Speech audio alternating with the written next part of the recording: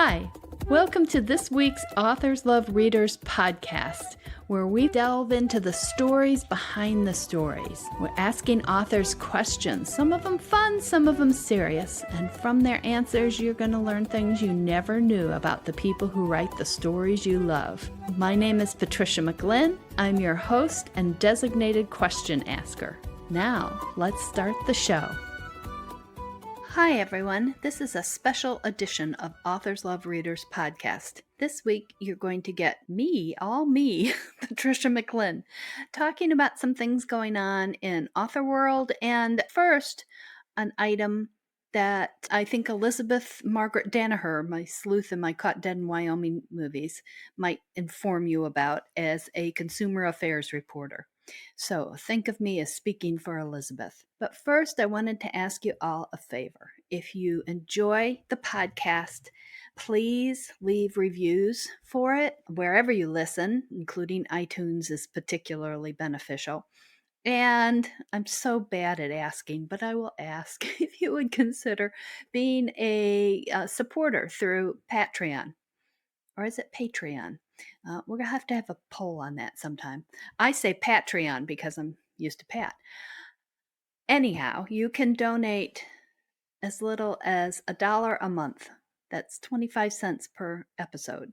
So we would really appreciate that support. It goes to the production costs. We have costs hosting the podcast and also the editor. You don't want me doing the editing. Truly, you don't want me doing the editing. Hosting, recording, and editing. So those are the costs that money goes to help. Right now, I'm totally supporting the podcast. So hope you will love us enough to give us a little change each week. And that's at patreon.com, patreon.com/authorslovereaders. You can also find the information at the authorslovereaders.com website. Thank you so much.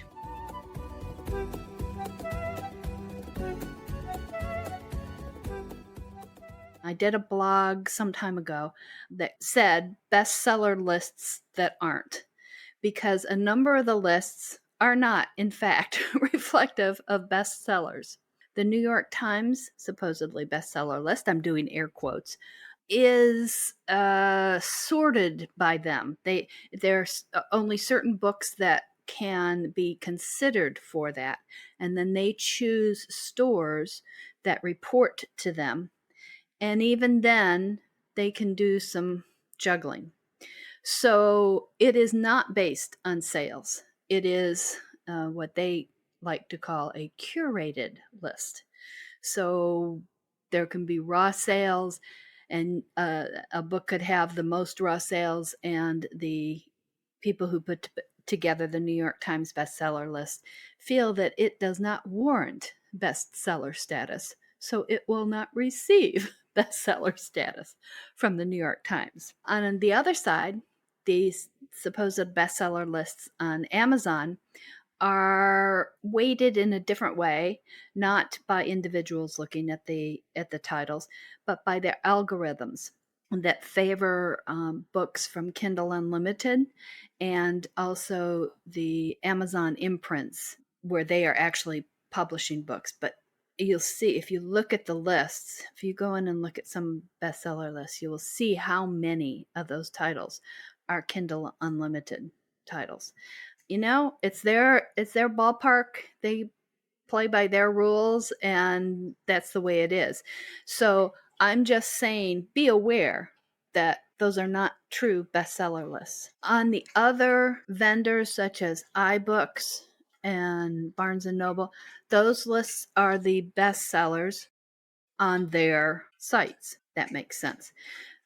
In my estimation, the most reflective of a bestseller is the USA Today bestseller list, because it does come from multiple sites. It's not perfect, not by any means, but it does cover a broader spectrum of sales sites, and it also lists, books together, fiction, nonfiction.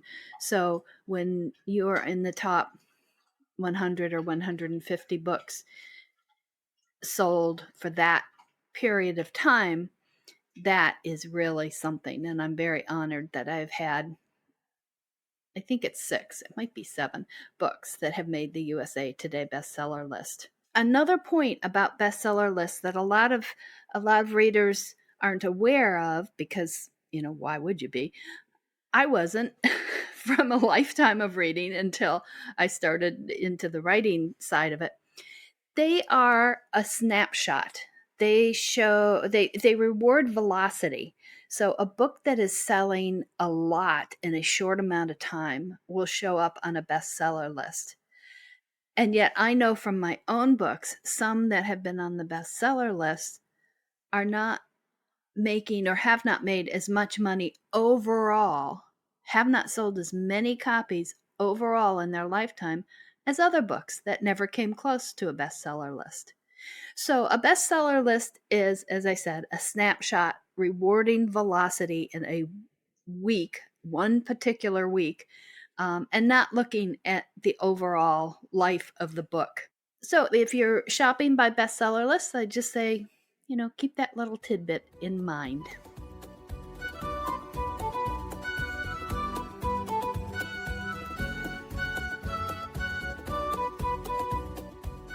The second thing that I wanted to talk to you about is something that's been being discussed in author world starting back in early May, and that is the trademarking of individual words, particularly in titles. Now, I want to make clear, trademark and copyright are very different. When I write a book and I put it in physical form, the ideas go from my head into the computer. There is copyright. I have copyright to that material at that moment. Then you register the copyright with the Copyright Office of the US government or your own country, and that gives you additional protections. Trademark works somewhat the same way, that if you have been using something over and over and over, that kind of builds rights to it in that. They're shakier though. So then what you want to do, if you have one of those, is go to the United States Patent and Trademark Office, USPTO, and register that trademark. Well, what happened in May was that some authors became aware, and they told a lot of the rest of us, that one individual author had trademarked the individual word cocky for use in titles and series. And this is something new. All the time I've been in the publishing world, I've been told and have understood that you could not trademark titles at all, and that you could not trademark common individual words in broad usage. So, for example, Apple trademarked Apple only as it applies to computers, and nobody could have another computer company called Apple. But clearly, Apple isn't going after Granny Smith, and you can use apple of his eye, and you can use all these phrases.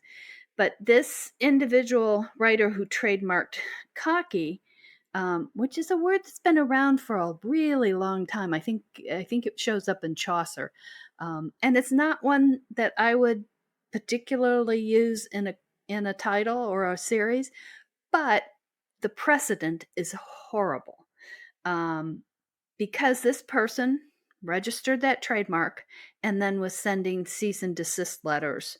In some instances, the authors back who were using it, some of them had been using it before this author registered the trademark, because this individual was threatening legal action, backed away.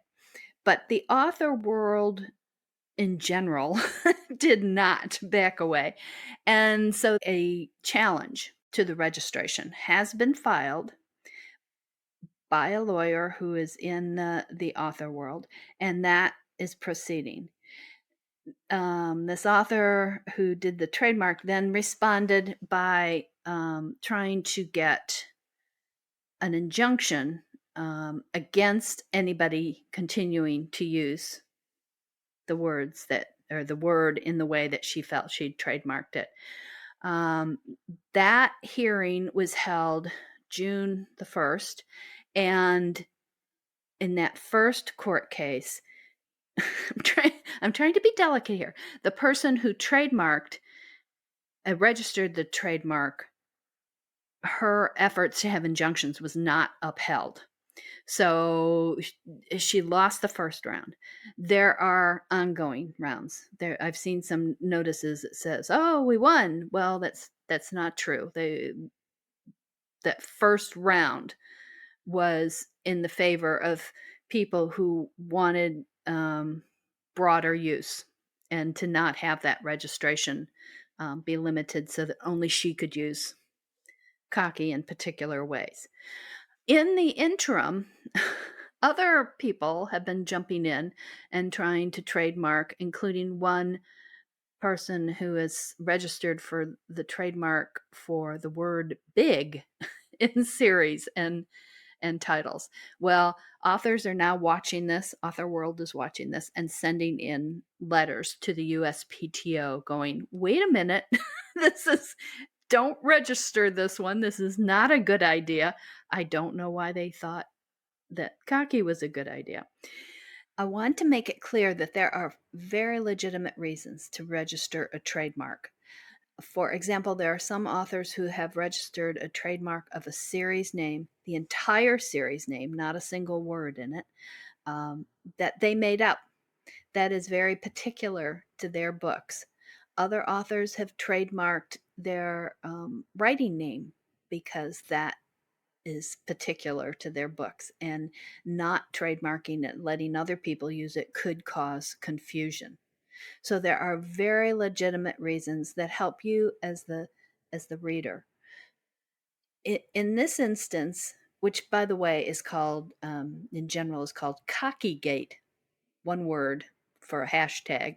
So if you want to go out and read about it, Google CockyGate, COCKYGATE. In this case, the person who registered the individual word cocky, gave as the reason that her readers could not distinguish her books from other books with the same word in the title. I like to think that the readers are more alert than that, that if they see, a book with the word heart in it, they don't think it's all by one author. I know you guys don't. But that was her reasoning.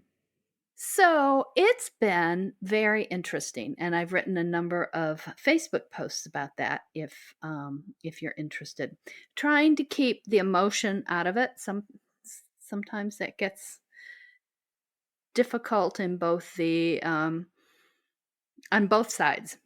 So trying to keep things factual and of interest to everybody. On the other hand, if you're not interested, that's fine too.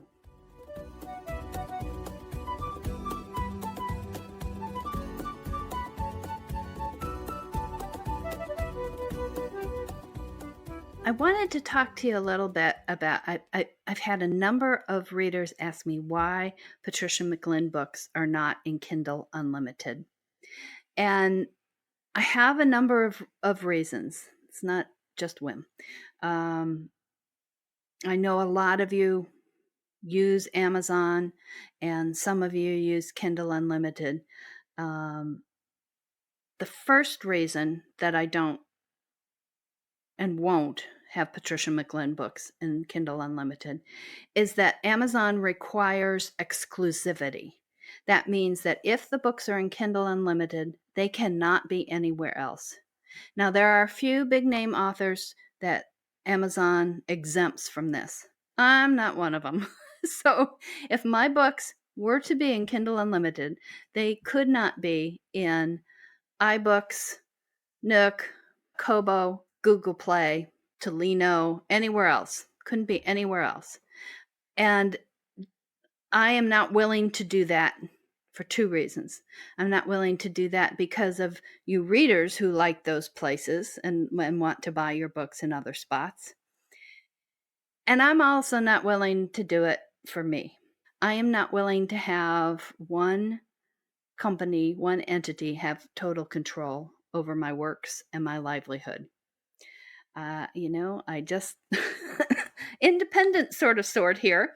And that feeling is becoming even stronger as I'm seeing and experiencing issues with unreliability, especially technically, and in customer support from Amazon.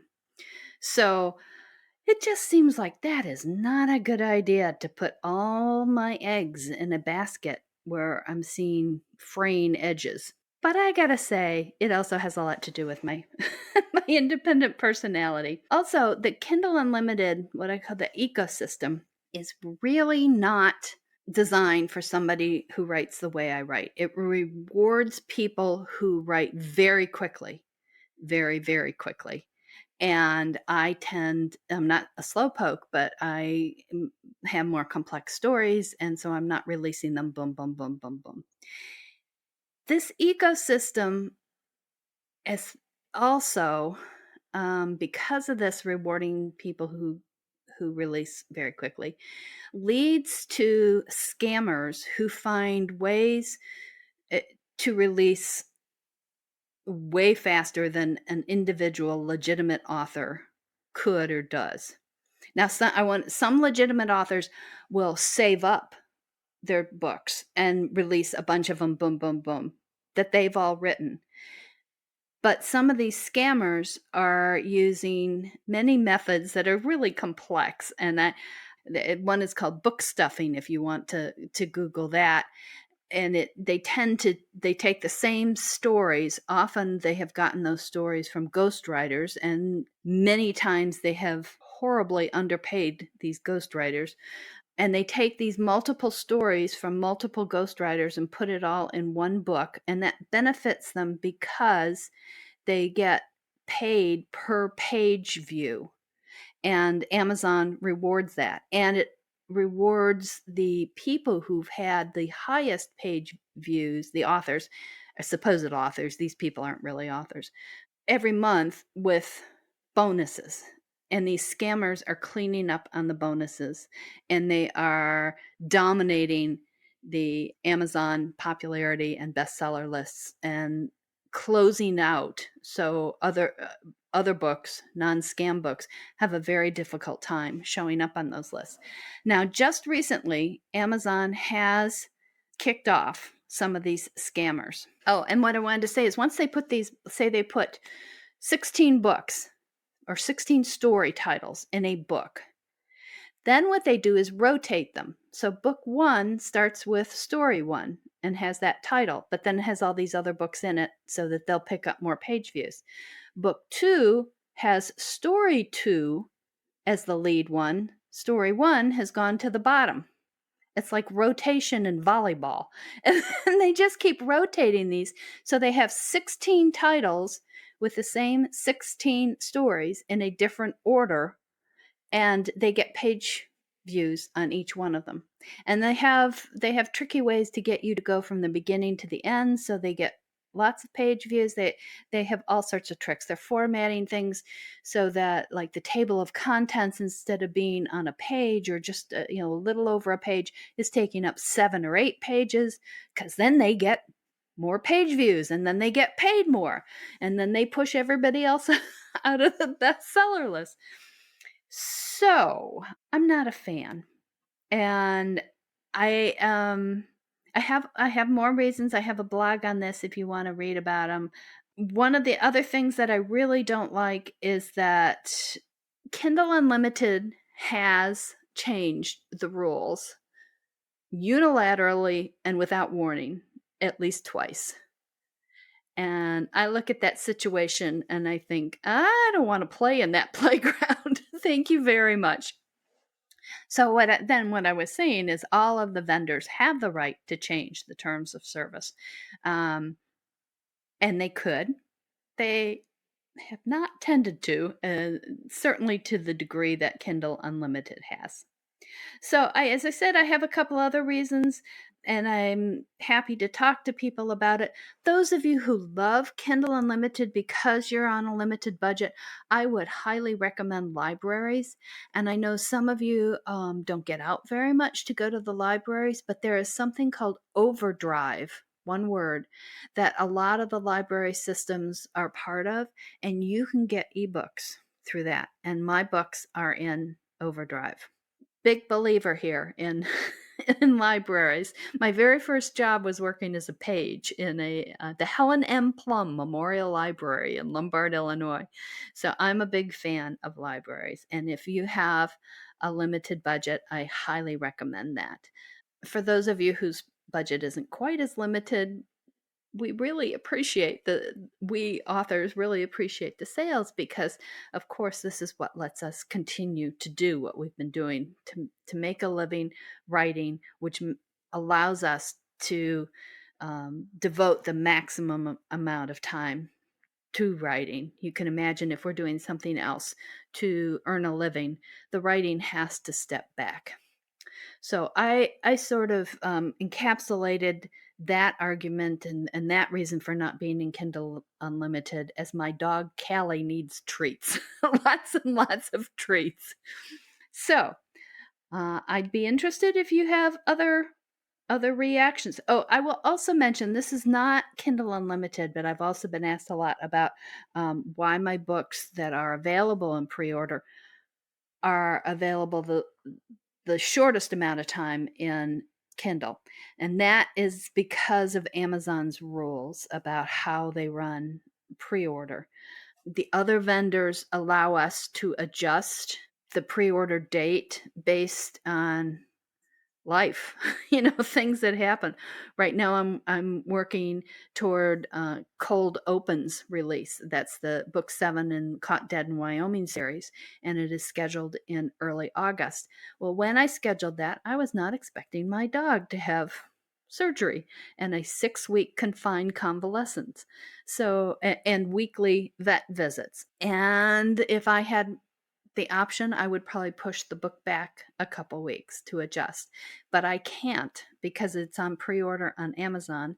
And if I do not hit the date, I will be in Amazon pre-order jail for a year. So if I miss it, you guys who want Amazon pre-orders won't have any for a year. So that's why I tend to limit the time they're on pre-order in Amazon, to try to cut down the possibility of things going wrong that would make me be late. But Callie didn't listen this time. She fooled me, and there we go.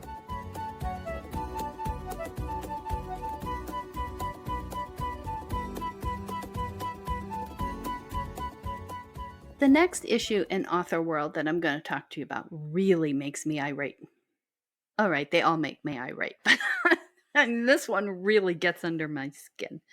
There are people out there, I've talked about the scammers on Kindle Unlimited previously. Well, there are people who sell courses on how to become one of those scammers, including at least one course that said, oh, gee, you can make 6 figures a year on Kindle Unlimited.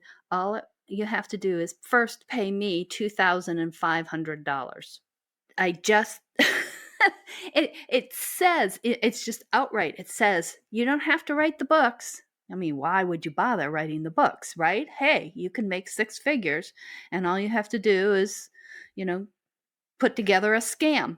I am just so irate about this, that they are scamming so many people. They are scamming aspiring authors, and this just is a burr under my saddle, as the Wyoming folks would say, because aspiring writers are dreaming of being able to get their stories out to you, the readers, of connecting with you, of having somebody read what they wrote and get it. Oh, that is such a magnificent feeling. And so they come with this dream, And these scammers say, okay, you can do it, you can do it the easy, slick way and make all this money. And who are they luring in? Now, some of the people they're luring in are those who don't want to write books. They just want to make, they want to get rich quick. And those people make carpetbaggers look bad. They are not part of our community. They are not part of wanting to read or write. They are just looking, they've spotted this way. They think they can make a lot of money. And in fact, the people who are making the most money are probably those who are selling these courses trying to scam people to try to scam. So I don't feel sorry for those who are looking at it as a get-rich-quick scheme. I do feel for the aspiring writers, especially those who do it out of ignorance. So if there are any aspiring writers out there listening, please do not fall for that ploy. It is horrible. And I have a blog on this. It's called Fork Over 2.5K Learn to Scam via Kindle Unlimited. We'll put a link in the show notes and read the details. I also talk about some scams that have been around since my early days in publishing, through traditional publishing. This is not new. There have been a lot of people who have tried to make money off of aspiring writers' dreams. It is despicable. They are also scamming you, the readers, because they are saying you can make money without offering readers a good story and a satisfying reading experience. To them, that's unimportant. Doesn't matter. Who cares? You can make gobs of money without doing that. And that is so disrespectful, and it lures some of your money unknowingly, unsuspectingly, to these people with that scamming approach. And they create these fly-by-night pseudonyms by the bucketful to grab your money and run. They're not looking to create a career. They're not looking to have a relationship with readers. Yes, you can tell it really bugs me.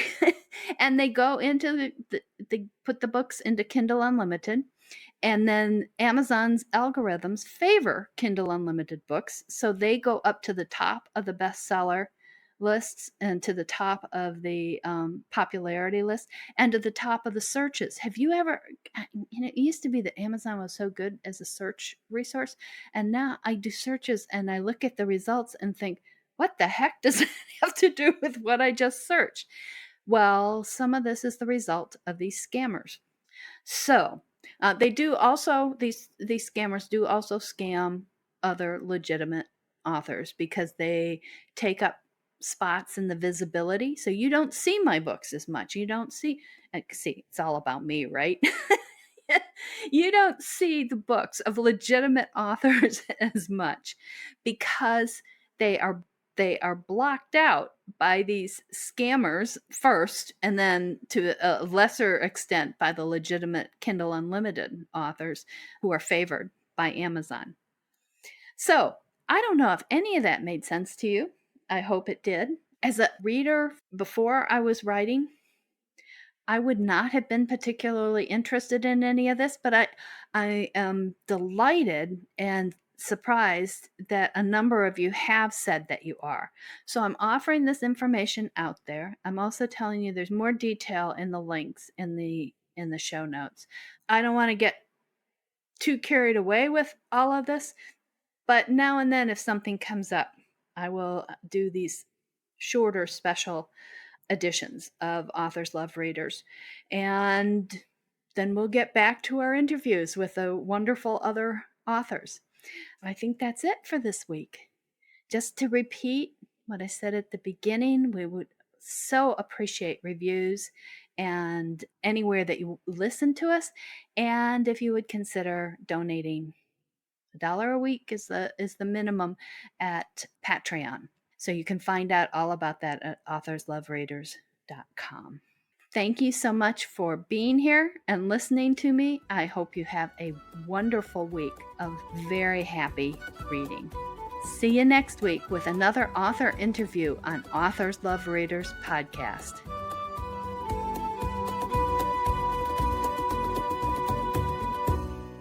That's the show for this week. Hope you enjoyed it, and thank you for joining Authors Love Readers podcast.